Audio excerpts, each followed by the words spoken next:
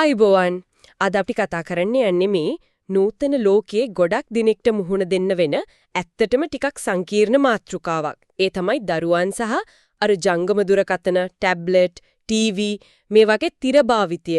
මේක ඇත්තටම දැනටමත් ලොකු අභියෝගයක් වෙලා නේද ගොඩක් දෙමව්පියන්ට. අනිවාර්යයෙන්ම.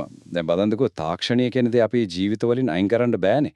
ඉතින් දරුවන්ව සම්පූර්ණයෙන්ම ඕකෙන් ඈත් කරලා තියෙන එක ප්‍රායෝගිකත් නෑ. ඒත් ඒ භාවිතයේ තියෙන බලපෑම් විශේෂයෙන්ම දිගකාලීනව මොනව වේද කියන එක ගැන සැලකිලිමත් වෙන එක නම් අත්‍යවශ්‍යයි. හරියටම. ඉතින් අපි මේ ගැන තව ටිකක් ගැඹුරින් බලන්න අද පදනම් කරගන්නේ මූලාශ්‍රය දෙකක්. එකක් තමයි දරුවන් දුරකථන සහ මානසික සෞඛ්‍ය කියන තිබුණු ලිපියක කරුණු වගයක්. අනික තමයි අර ළමා රෝග විශේෂඥ වෛද්‍යවරියක් ඉන්නවා ඩොක්ටර් මෝනා එමින්. එයාගේ peds.talk YouTube channel එකේ තිබුණු සාකච්ඡාවක් ළමුන් සඳහා තිර කාලය ගැන. ඒකෙදි සෞඛ්‍ය සම්පන්න සීමා, හොඳ අන්තර්ගතයන්, දෙමව්පියන්ට උපදෙස් එහෙම කතා කරනවා. අපේ අරමුණ මේ මූලාශ්‍ර දෙකෙන්ම කරුණු අරගෙන මේ දරුවම්ගේ තිර භාවිතයේ තියෙනවනේ.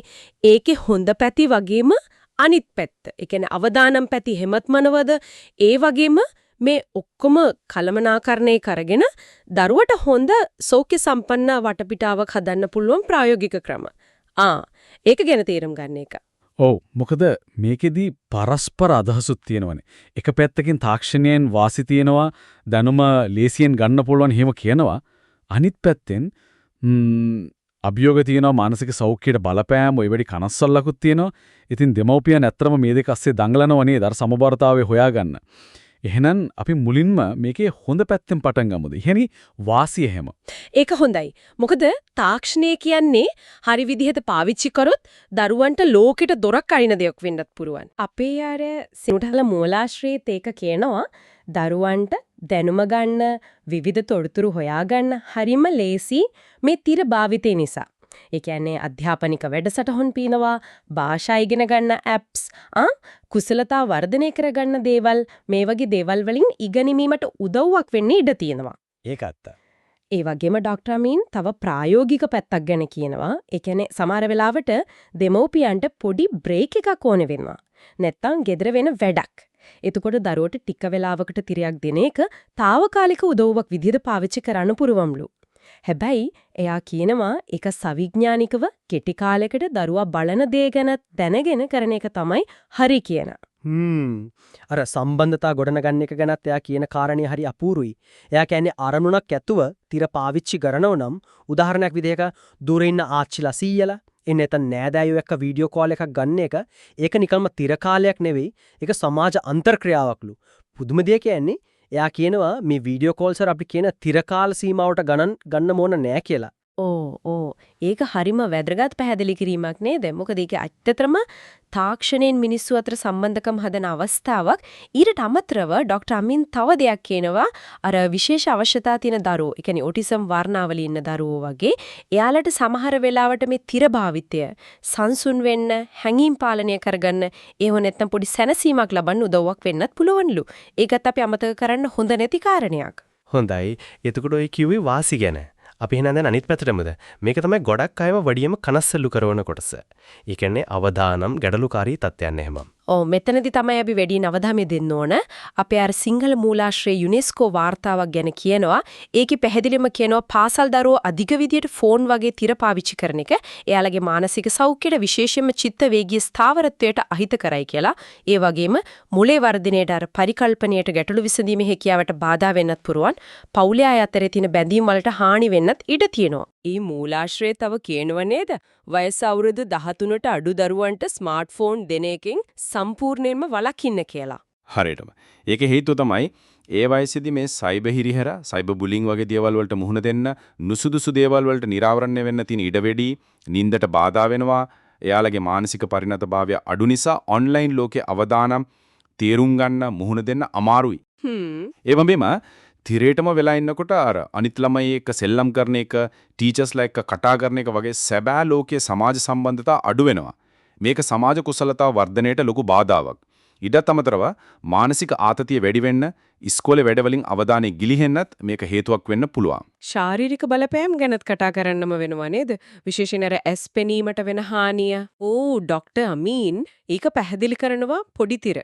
ෆෝන්, ටැබ්ලට් වගේ ඒව දිහා ගොඩක් වෙලා කිට්ටුවෙන් බලන් ඉන්නකොට මයෝපියා කියන තත්වය. ඒ කියන්නේ දුර පේන්නේ නැති වෙන එක, ඒක හැදෙන්න තියෙන අවදානම වැඩිලු. ඒ වගේම එක තැන ඉඳන් තිර දිහා බලාගෙන ඉන්න නිසා ඇඟට ව්‍යායාම අඩුයි, ස්ථූලතාවය වගේ දේවලුත් එන්න පුරුවන්. හරි. එතකොට හැසිරීම් වල වෙනස්කම්. ඔව් ඒකත් ડોක්ටර් අමීන් කියන වැදගත් දෙයක්. අපි බලන් ඉන්න ඕන අනතුරු ඇඟවීමේ සලකුණු වගේ දේවල්. එකක් තමයි තිරයක් බලලා ඉවර වුණාම ඒක ගත්තම දරුවා අසාමාන්‍ය විදිහට දරුණු කේන්තියකින් හැසිරෙනවා නම් අර මෙල්ට් ඩවුන්ස් කියන්නේ. අනික තිරේ දිහා බලන් ඉද්දි වටේ මොනවා වුණත් ගාණක් නැතුව කතා කරත් ඇහෙන්නේ නැති තරමට ඉන්නවනම් zoning out වෙනවා කියන්නේ. එහෙම නැත්තම් තිරෙන් අයින් වෙන්න කිව්වම හරිම අකමැත්තක් විරෝධයක් දක්වනවා නම් එතන මොකක් හරි ප්‍රශ්නයක් තියෙන්න පුළුවන්. කෑම කන පුරුදු වලට වෙන බලපෑම ගැන ડોක්ටර් අමීන් කියනවා නේද?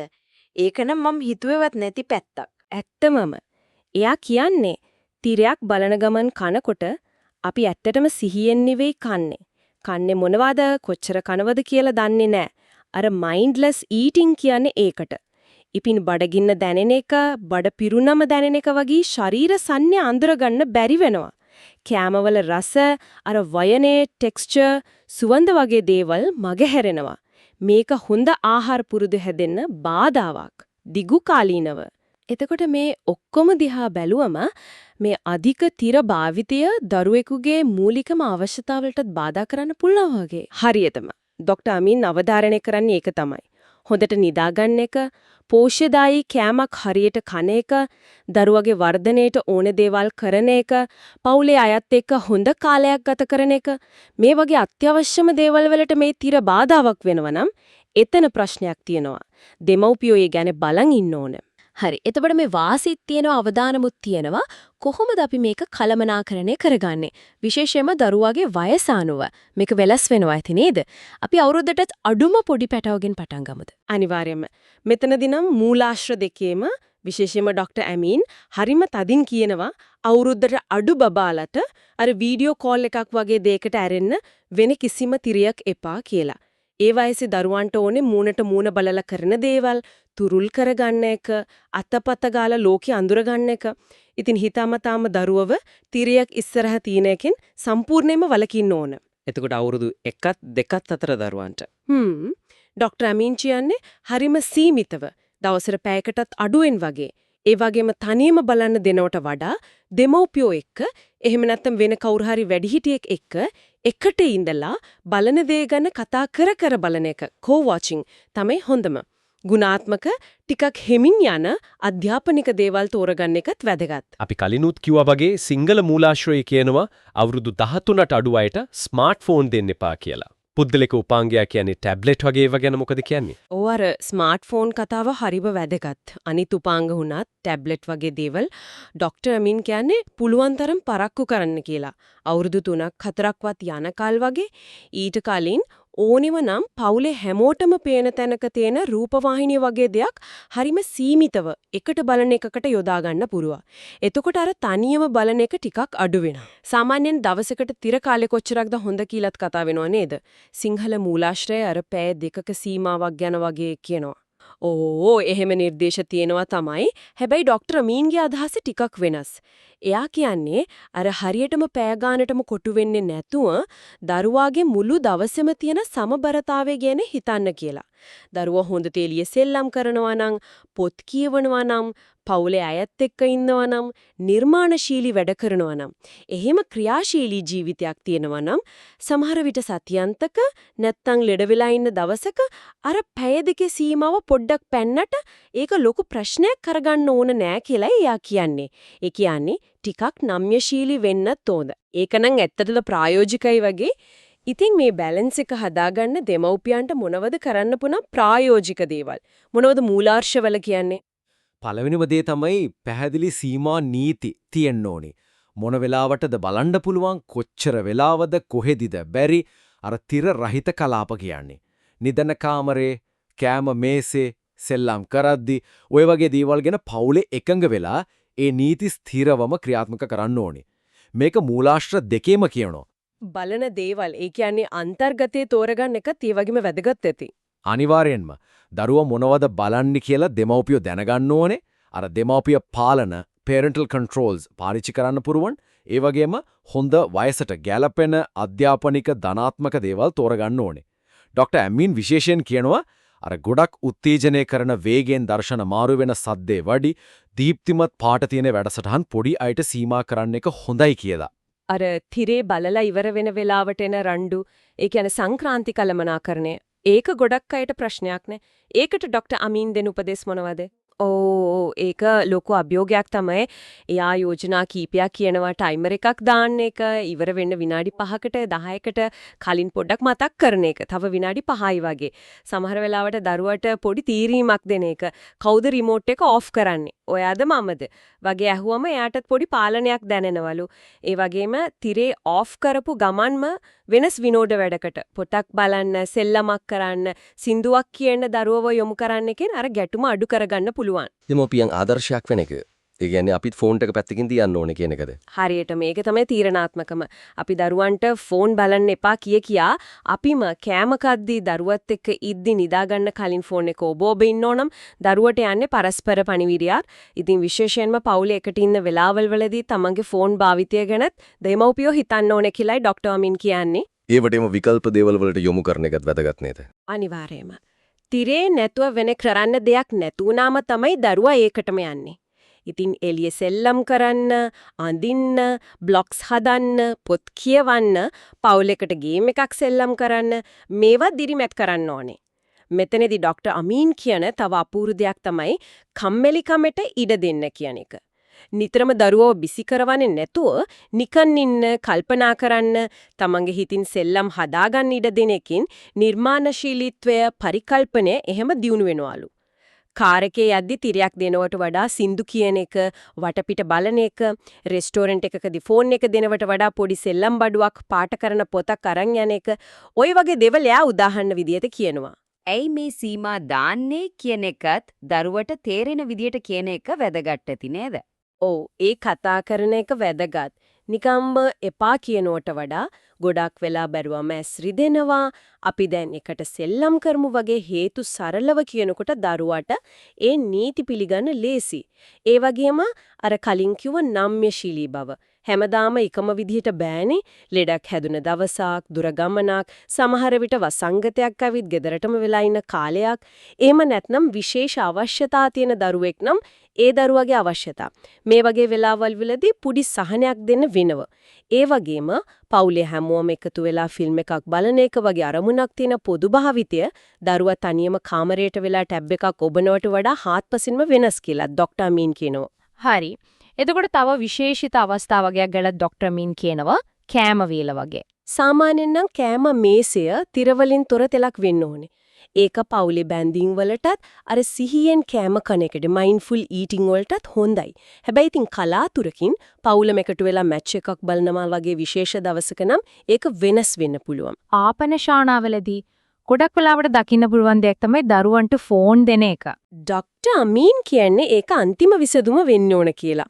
ඊට කලින් දරුවත් එක්ක කතා කරන්න, පොඩි සෙල්ලම් බඩු, පාට කරන පොත්, ස්ටිකර්ස් වගේ දෙයක් අරන් ගිහින් එයාව එන්ගේජ් කරන්න බලන්න ඕන. නිදන කාමර.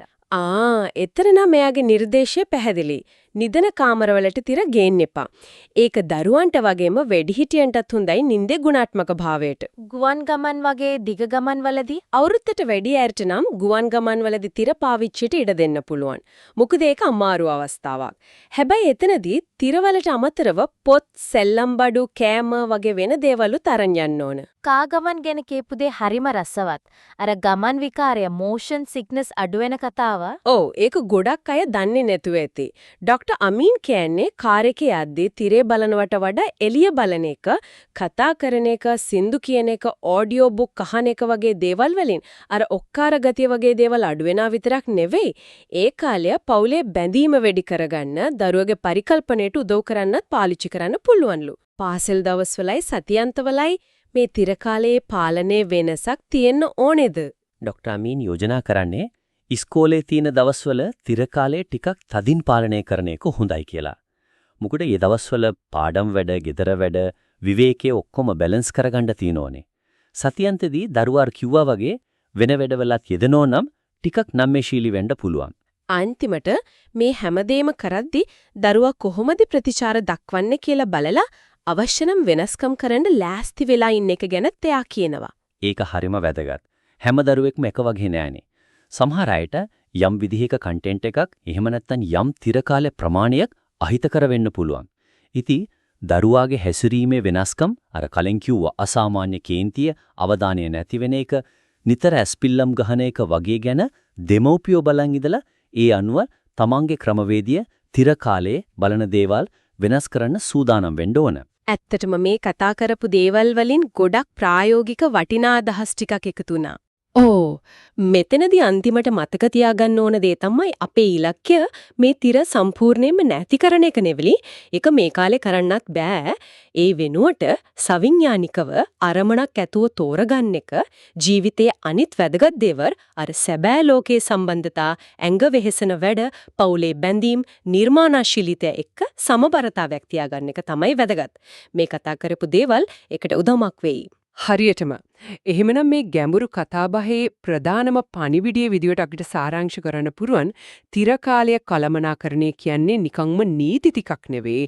ඒක සවිඥානික තේරීමක් කරන එකක්. සමබරතාවයක් හොයාගෙන යන ගමනක් සහ හැමදේටම වඩා දරුවාගේ මුළු වර්ධනයටයි පවුලේ සතුටටයි මුල් තැන දෙන එකක් කියන එක. ඒක පරිපූර්ණතාවය ගැන නෙමෙයි අරමුණ සහ උත්සාහය ගැනයි. අනිවාර්යයෙන්ම ඒක එක රැයකින් හදාගන්න බෑ. ඒක දිගටම අවධානය දෙන්න ඕන. පවුලක් විදියට එකතු වෙලා කරන්න ඕන දෙයක්. අවසාන වශයෙන් තව පොඩ්ඩක් හිතන්න දෙයක් ඉතුරු කරලා. ડોક્ટર ඇමීන්ගේ අර දෙමාපිය ආදර්ශය ගැන කියපු දේ මතක් වුණා. අපි දරුවන්ගේ තිරකාලයට සීමා දාන්න ඕන කියලා ගොඩක් කතා කළා. ඒත් අපිම වැඩිහිටියෝ විදියට අපේම ෆෝන්, ටැබ්ලට්, ලැප්ටොප් එක ඉන්න කාලය. ඒ තිර එක්ක තියෙන අපේම සම්බන්ධය සමහර වෙලාවට අපිටත් නොදැනීම අපේ පවුලේ අර වටපිටාවට දරුවොත් එක්ක තියෙන බැඳීමට අපි දෙන ආදර්ශයට කොච්චර ගැඹුරින් බලපානවද? ඒ ගැනත් පොඩ්ඩක් නැවතිලා අවංකවම හිතලා බලන එක වටිනව නේද? ඒක නම් ඊටාත්ම කාලෝචිත වැදගත් ප්‍රශ්නයක් ඇහුවේ. ඇත්තටම ඒක මේ මුළු කතාවෙම අමතක කරන්නම බැරි පැත්තක්. එසේනම් ඒ සිතුවිල්ලත් එක්කම අදට අපි සමුගන්නවා තවත් මේ වගේ ගැඹුරු කාරණා කතා කරන්න නැවත හමු වෙමු. ඔබ සැමට සුබ දවසක්. ඔබටත් සුබ දවසක්.